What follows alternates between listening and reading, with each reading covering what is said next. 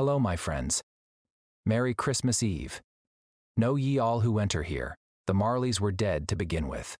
Welcome back to Hope is Kindled, the show where we light the fires of hope, one unforgettable story at a time. Tonight we're stepping into one of the most iconic tales ever written, one that has shaped the moral imagination of the modern world, one that somehow feels ancient and brand new at the same time. This work is Charles Dickens' A Christmas Carol. And yes, everyone has their version of this magical tale. Our nod to the great Gonzo in the opening of this episode, who narrates the Muppet Christmas Carol as Charles Dickens himself, gives us not one Marley, but two. Immortalizing Statler and Waldorf and reminding us that this story has been reimagined, transformed, and allowed to transcend time in the most joyful and meaningful ways. Some of us grew up on Mickey, some swear by the Muppets, some have a soft spot for wild, unexpected adaptations like the real Ghostbusters doing Dickens by way of the supernatural. Scrooge remains one of the most fascinating characters ever created. Endlessly adaptable and endlessly revealing, from Bill Murray's Frank Cross, sharp and wounded in the modern media age, to Mr. Magoo, whose bluster and blindness somehow make Dickens' lesson land just as clearly. Each version peels back a different layer of the same enduring truth, that beneath the armor of cynicism and control is a human being still capable of awakening, change, and grace.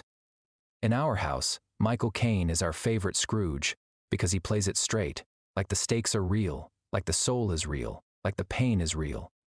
And my grandmother's favorite was Alistair Sim, that classic performance that feels like it came out of the very fog of Victorian London. And my son Lucas, bless him, has his own truth. Mickey is Bob Cratchit. Period. He won't see it any other way. That right there is the magic of this story. A Christmas Carol is a mirror, and it meets you wherever you are. But tonight, we're looking at the original text and some places in popular culture where A Christmas Carol can deliver hope for us all, for now and for the future. We're going to do it all: biography, history, psychology, morality, and a deep dive into why this story still matters right now. Charles Dickens did not write A Christmas Carol as a cute holiday diversion. He wrote it like a moral flare, launched into a long, cold night, meant to be seen, meant to be felt, and impossible to ignore. Victorian England was a world split cleanly in two. On one side, industrial wealth, factories humming, fortunes being made at breathtaking speed. On the other, crushing poverty, workhouses, child labor, hunger dressed up as discipline. And all too often, polite society chose not to look. But Dickens couldn't look away. He never learned how. As a child, Dickens knew humiliation intimately. He knew what it meant to be hungry, to be frightened, to be made small by a system that treated human beings like expendable parts. And that knowledge never left him. It became the engine of his work, the fierce, unrelenting belief that people are not problems to be managed. People are souls to be loved. You can see this running through everything he wrote, especially in Great Expectations, one of my favorite books ever written, and a story we've already explored together on this show. Great Expectations captures its time perfectly. The illusions of wealth, the quiet cruelty of class, the way shame can warp a good heart, and the slow, painful education that real decency matters more than status. Pip and Scrooge are not the same man, but they are born of the same world. So when Dickens writes Ebenezer Scrooge, he is not writing a cartoon villain. He is writing a type, a person who has tried to survive by shrinking his heart, a man who has mistaken control for safety, isolation for strength, and money for meaning. Scrooge is what happens when fear goes unexamined long enough to harden into a philosophy. And that's the question Dickens is really asking us, then and now. What does it cost a human being to stop feeling? What does it cost a society when it decides efficiency matters more than mercy? What does it cost a person to turn away, again and again, from connection, until turning away becomes second nature? A Christmas Carol exists because Dickens believed the answer mattered. He believed it mattered enough to write a ghost story about it. Because sometimes the only way to wake people up is to haunt them with the truth. If you strip away the ghosts and the snow and the carols, this is a psychological story about avoidance, fear, shame, and grief. Scrooge's most famous line is practically his mission statement. Bah, humbug! That isn't just cynicism. It's armor. Scrooge has made a decision, one that feels painfully familiar. He has decided that caring is dangerous. That love makes you vulnerable. That generosity makes you a target. That warmth, sooner or later, leads to loss. So he builds a life out of control. Measured, counted, locked, sealed, safe, everything accounted for. Nothing left open. And this is where A Christmas Carol stops being a Victorian ghost story and becomes terrifyingly modern. Because we still do this. We don't call it Scrooging. We call it being practical. We call it setting boundaries. We call it self-protection. We call it not getting hurt again. We call it I'm fine. And that phrase, I'm fine, it's one I've thought about a lot. Because sometimes I'm fine isn't strength. Sometimes it isn't wisdom. Sometimes it isn't even true. Sometimes I'm fine is grief wearing a suit. It's loss learning how to speak professionally. It's love that had nowhere safe to land, so it learned how to fold itself away. And here's why this story hits me so hard, why it always has. Because Scrooge isn't cruel because he doesn't feel. He's cruel because he feels too much and decided, somewhere along the way, that the cost was unbearable. Dickens understands something profound about the human heart. That people don't harden because they are evil. They harden because they are wounded and afraid of being wounded again. Scrooge is not the absence of love. He is love that learned the wrong lesson. And the hope of this story, the radical, life-altering hope, is that this kind of armor, no matter how carefully built, can still be set down. That a heart trained to protect itself can relearn how to open. That grief does not have to be the final architect of a life. That is why A Christmas Carol still matters. Because it doesn't shame us for building walls. It asks us, gently, insistently, whether we're finally ready to step outside them. And once Scrooge has finished building his fortress, once the doors are locked, the ledgers balanced, the heart safely sealed, that's when Marley arrives. Because Dickens knows something crucial. You don't change by introspection alone. At some point, the truth has to interrupt you. Marley does not arrive gently. He arrives like a moral thunderclap, loud, unavoidable, impossible to explain away. And here's what makes him so unsettling. He doesn't speak like a villain. He speaks like a man who finally understands what mattered and realized it too late. There is no rage in Marley. No gloating. No cruelty. There is only clarity. And then he says it. One of the most devastating moral confessions ever written. Mankind was my business. That line lands like a bell in a silent room. Not profit. Not reputation. Not influence. Not being right. Not winning. People were the point. Everything else, finance, law, trade, ambition, those were means. But Marley made them ends. And that mistake forged his chain. And oh, that chain. Dickens gives us imagery so heavy you can almost feel it dragging across the floor. Because the metaphor works on a human level. Regret is heavy. Harm weighs. Indifference has mass. Every link is a moment where Marley chose convenience over compassion. Control over connection. Self-interest over shared responsibility. And Dickens is ruthless, but fair, about what this haunting means.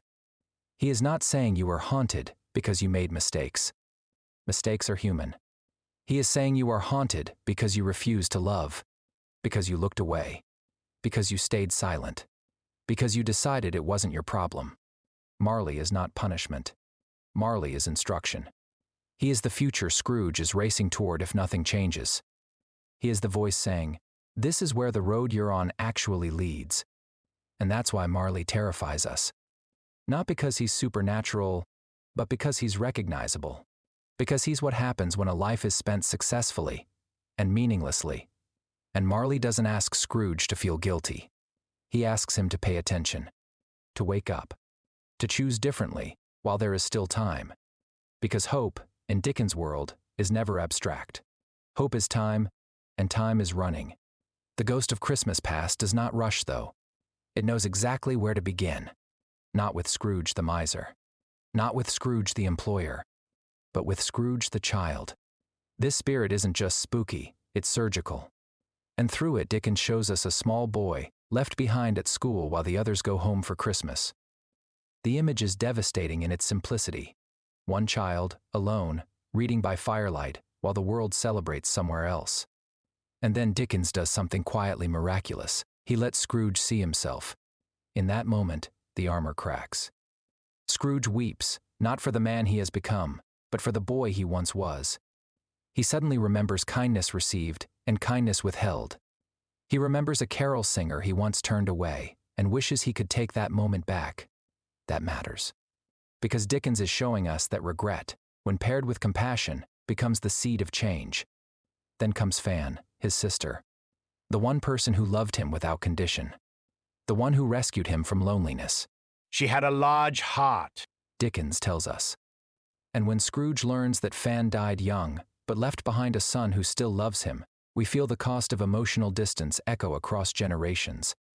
The past is not just memory, it is inheritance. Next, the ghost takes us somewhere warmer. Fezziwig.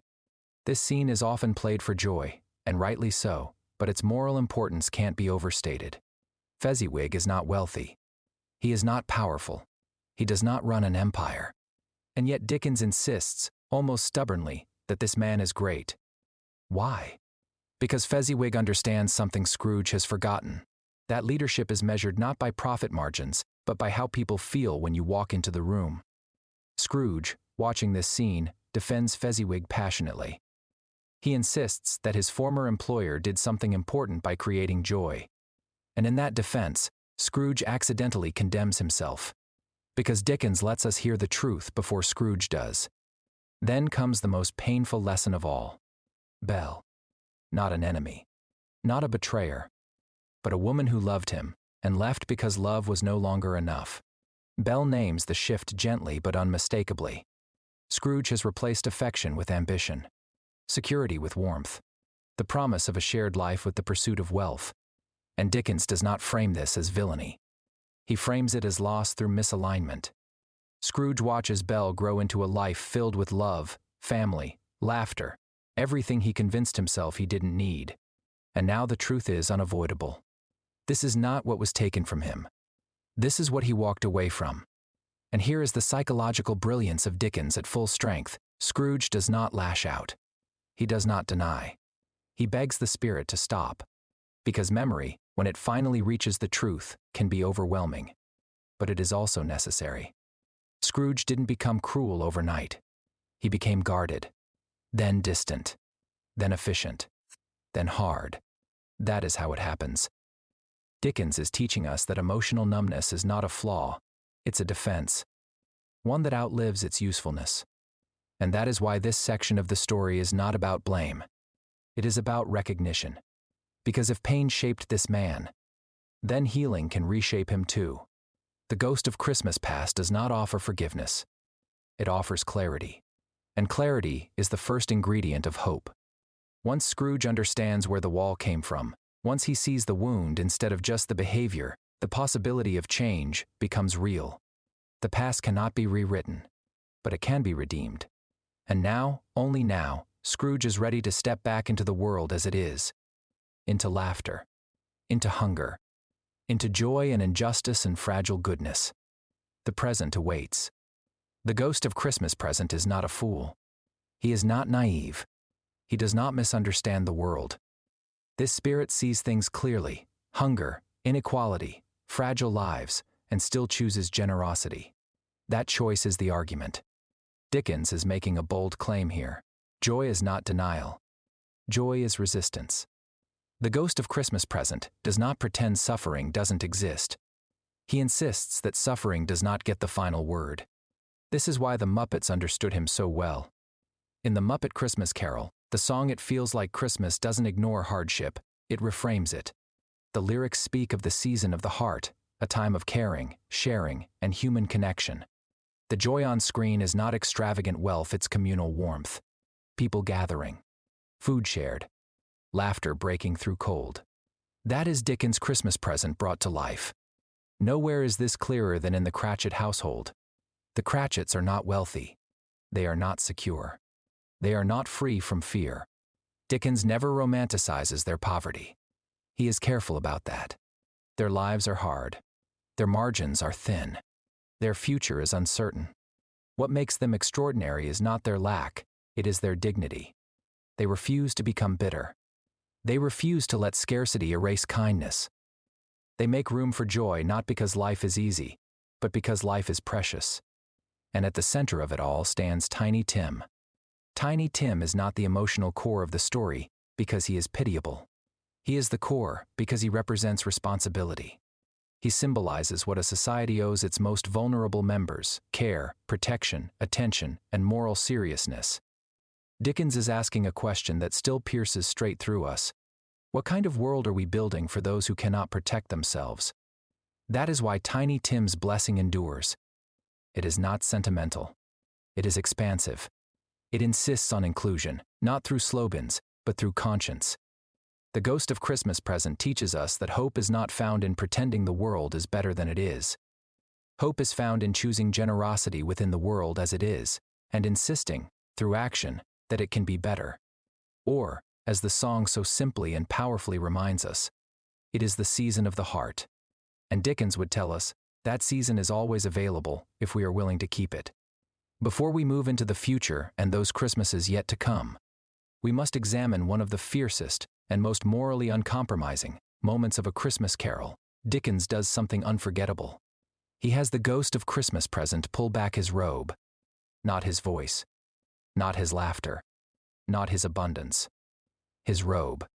Up until this moment, the spirit has been associated with warmth, food, generosity, and shared joy. The robe itself has been described as flowing, rich, expansive, almost sheltering. It feels like protection. It feels like comfort. And then Dickens reveals what is hidden beneath it. 2 children. Thin. Wretched. Feral with neglect.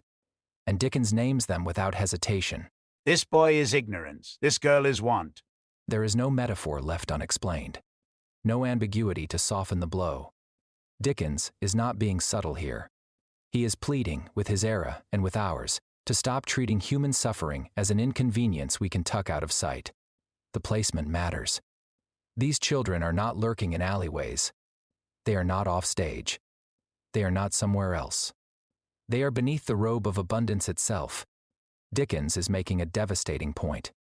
Even in seasons of plenty, even amid celebration and generosity, ignorance and want still exist, hidden in plain sight, protected not by care but by neglect. And then Dickens does something even more uncomfortable. He turns Scrooge's own words back on him. When Scrooge asks if there is any refuge for these children, the spirit echoes Scrooge's earlier cruelty, his cold questions about prisons and workhouses, and throws them back like a mirror. It is one of the most ruthless acts of moral symmetry in literature. Dickens is saying, if you want to know what you truly believe, look at what you are willing to ignore. Not what you say you value. Not what you celebrate. Not what you donate to once a year. But what you step over. What you explain away. What you decide is unfortunate, but inevitable. The robe matters because it reminds us of something deeply unsettling. Generosity without justice is incomplete. Celebration without responsibility is hollow. A season of goodwill that refuses to confront suffering is just decoration. Dickens is not asking us to feel momentary pity for ignorance and want. He is demanding recognition. Because ignorance and want are not accidents of fate. They are outcomes. They are produced. They are allowed. And that is why this moment still burns nearly 2 centuries later. The Ghost of Christmas Present is not simply offering joy. He is insisting that joy carries obligation. To see. To acknowledge. To act. And Dickens leaves us with an implicit challenge that still feels uncomfortably alive. If we lift the robe of our own abundance, our comfort, our stability, our routines, what do we find hidden underneath? Because what we choose to do then is who we really are.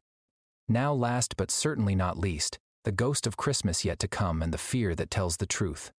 This spirit is pure confrontation. No charm. No warmth. No explanation. Just consequence. And here's what's brilliant. The future doesn't show Scrooge flames and devils. It shows something worse for a man like him, a life that mattered to no one. He is not mourned. He is not missed. He is discussed like a discarded object. And Dickens is saying, the punishment for refusing to love is not hellfire, it's meaninglessness. That is the true horror, to be alive and leave no warmth behind. In the end, Scrooge doesn't get fixed. He gets awakened. He does what we all have to do when we finally admit the truth. He changes his behavior. He gives. He shows up. He repairs. He becomes present. And what's powerful is that Dickens treats generosity like a skill, something you practice until it becomes your nature again. In the end, Scrooge doesn't just donate a coin and call it a day. He becomes a different kind of man. Not perfect, but alive. Why this story still matters now, you ask? Because the modern world still tempts us into Scrooge-like living. We're busy. We're afraid. We're exhausted. We're cynical. We're overloaded with news and grief and noise. And so we shrink. We close the door. We say bah humbug in 1,000 modern ways. It's not my problem. Someone else will handle it. That's just how it is. I can't care about everything. But Dickens insists, you don't have to carry everything. You just have to carry something. A phone call. A kind word. A small generosity. A moment of patience. A little mercy. That's the whole point of the carol. Small acts of goodness change the atmosphere of the future. If there is one reason A Christmas Carol has endured through nearly 2 centuries, through wars, depressions, pandemics, personal grief, and the ordinary exhaustion of daily life, it is this: Dickens refuses to let despair have the final word. He looks straight at the cold machinery of cruelty, poverty, neglect, cynicism, loneliness, and then he dares to say, a person can change. Not someday. Not in theory. But now. In a single night. In a single honest moment of recognition. That is the beating heart of this story. That is hope. Hope is not sentiment. It is transformation. We tend to associate Christmas stories with sentimentality, twinkling lights, warm cocoa, images of Hans Gruber falling from Nakatomi Plaza, easy resolutions. Dickens gives us something far more powerful: hope as moral awakening. Not a mood, not a decoration, but a conversion of the spirit. Scrooge isn't merely grumpy. He is armored. He has built a fortress out of sarcasm and bookkeeping. And Dickens makes it clear that this armor is not strength, it's injury turned inward. The hope in the story is that even if life has taught you to harden, you are not condemned to remain hard. The book's great miracle is not supernatural ghosts. It's the human capacity to return, to empathy, to relationship, to responsibility. And Dickens tells you this right from the beginning, in that wonderful and slightly mischievous insistence. I will honor Christmas in my heart and try to keep it all the year. That line is hope because it reframes Christmas not as a day, but as a practice, a way of living. Scrooge is not saved by one generous act. He is awakened to a new identity, a person who tries. Hope begins when we stop hiding from truth. Each ghost offers a different kind of hope, and Dickens is brilliant in how he sequences them. The past does not arrive to shame Scrooge.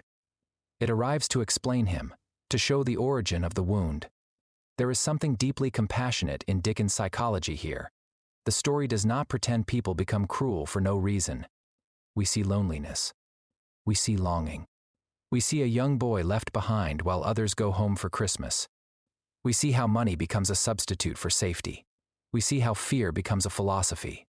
And the hope is this: when you can name what happened, you can stop letting it own you. Hope begins when the truth breaks the spell. It is impossible to heal what we refuse to look at. One of the most quietly devastating lines in the whole book comes when Scrooge sees his younger self and wants to help him but can't. That is hope in its earliest stage, regret turning into compassion. Because when regret becomes compassion, it begins to grow outward. It becomes fuel for change. Present is the antidote to Scrooge's isolation. It is the ghost of community, of shared tables, of laughter, of ordinary people continuing to love despite scarcity. The Cratchits are not held up as saints who never struggle.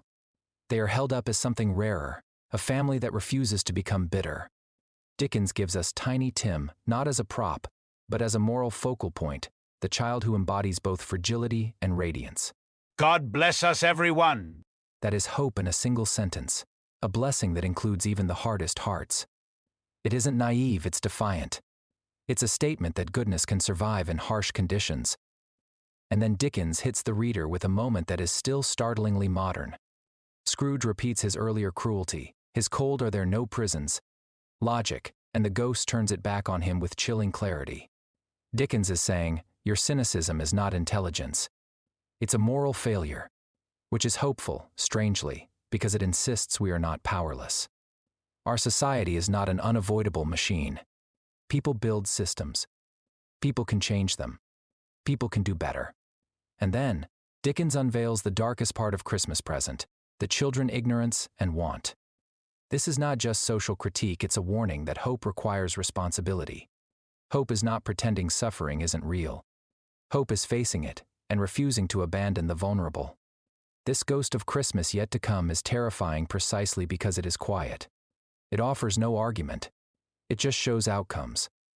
It shows what happens when a human being becomes so isolated that even their death does not gather love around it. And then Dickens offers the most important hope of all. I am not the man I was. That sentence is the hinge of the universe in this story. It is the moment where despair is interrupted by agency. Scrooge sees the future and understands that fate is not a curse, it is a direction. And direction can change. We will return to that line and examine why we find it so haunting. In the meantime, here's the deep psychological truth. The fear of consequences can either paralyze you or awaken you. Dickens chooses awakening. He makes the ghost of yet to come not the executioner, but the mirror. Hope is not self-improvement. It's reconnection. Scrooge's redemption is often presented as charity. But Dickens shows us it's more than that. Scrooge doesn't simply become generous, he becomes relational. He seeks out Fred, the nephew he dismissed, the Cratchits, the family he underpaid. He becomes a second father to Tiny Tim. That's hope with a face. Not vague optimism. Concrete love. The story insists that repair is possible, relationships can be restored, wrongs can be addressed, time can still be used well. And it is critical that Scrooge changes without demanding anyone else change first. He doesn't say, fine, I'll be kind if they apologize. He doesn't say, I'll help if they prove they deserve it. He moves first. That is hope in action. Initiating goodness because goodness is right, not because you've been guaranteed a return. Dickens' radical hope, nobody is beyond redemption, and now we return to that same sentence. It haunts me. And here's why. Dickens does not have Scrooge say, I was misunderstood. He does not say, I didn't mean to hurt anyone. He does not say, that wasn't really me. Scrooge takes responsibility. I was that man, and I don't have to remain him. Those 7 words carry an astonishing moral claim, that identity is not a prison sentence. Dickens is saying, quietly but radically, that a human being is more than the worst version of themselves. That character is not fixed. That repentance is not just remorse, but directional change. And that's why the redemption is so daring. Because Dickens isn't saving Scrooge by discovering hidden goodness. He's saving him by honoring a deeper truth. People can choose to become someone else. That is why the story still speaks to us. In a world that loves to say, this is who you are, Dickens has Scrooge stand up, terrified, shaken, sincere, and say, I am not the man I was. That line bore repeating, for in that moment, the future cracks open. Not because Scrooge deserves it, but because change is possible. And that belief, is the real ghost haunting A Christmas Carol in the best possible way. Dickens chooses to redeem a man who has not merely been misunderstood, but a man who has been actively cruel. Scrooge has hurt people. He has dismissed suffering. He has wielded power without mercy. And Dickens does not redeem him by revealing that he was good all along. He doesn't soften the harm. He doesn't excuse it. Instead, Dickens does something far more challenging. He redeems Scrooge because he believes that human beings are capable of change. Hope is a practice we keep all the year. This is the true genius of Dickens. He doesn't end with a moral lecture. He ends with a life changed. Scrooge becomes someone who keeps Christmas, meaning he keeps mercy, warmth, generosity, attention, decency, long after the season passes. And that is why this story is not just a Christmas tale. It is a survival text. It is an instruction manual for the moments when we feel ourselves becoming cold. It says, you can come back. So when we ask, where is the hope? Dickens answers, hope is in memory, because it helps us understand our wounds. Hope is in community, because it reminds us we are not alone. Hope is in consequence, because it proves our choices matter. Hope is in action, because goodness is not a feeling, it's a decision. What makes A Christmas Carol so powerful is not that it stands alone, but that it stands in conversation with so many of the great works we've explored together.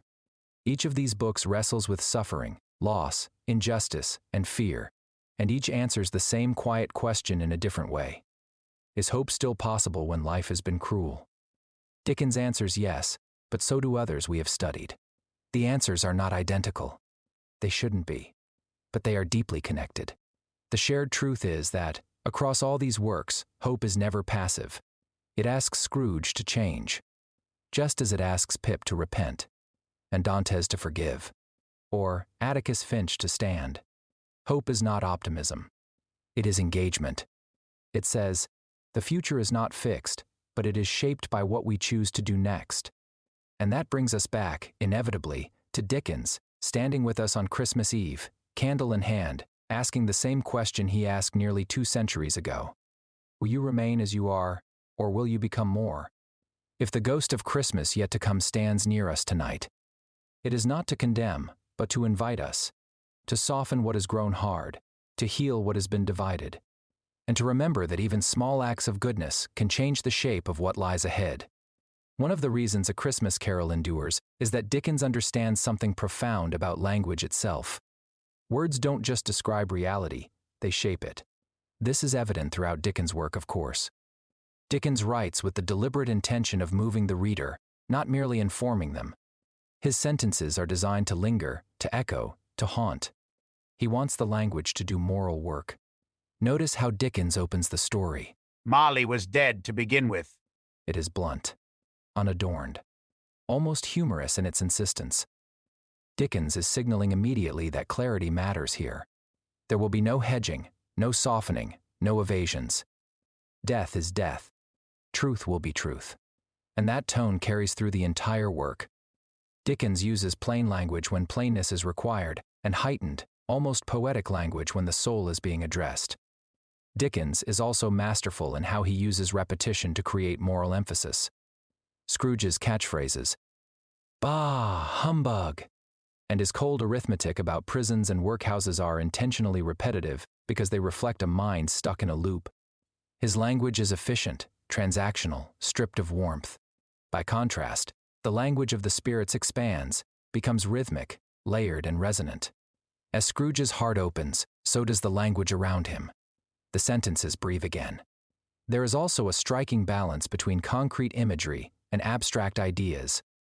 Dickens doesn't lecture us about greed or compassion. He gives us chains heavy with ledgers, keys, and cash boxes. He gives us cold counting houses and warm kitchens. He gives us bells, candles, snow, food, laughter. These are not decorative details, they are moral anchors. Dickens wants kindness to feel tangible and cruelty to feel weighty. He understands that people change not through abstraction, but through images they can feel in their bodies. Perhaps most importantly, Dickens uses language to restore humanity. Even when he condemns behavior, he refuses to dehumanize the person. Scrooge is described harshly. A squeezing, wrenching, grasping, scraping, clutching, covetous old sinner. But Dickens never lets him become less than human. The exaggeration is theatrical, not dismissive. It keeps Scrooge visible, recognizable, redeemable. Dickens' language insists, this is still a man. And then there are the lines that stay with us for life. You know them. We have already referenced many of them. These lines endure because they are morally economical, simple words carrying enormous ethical weight.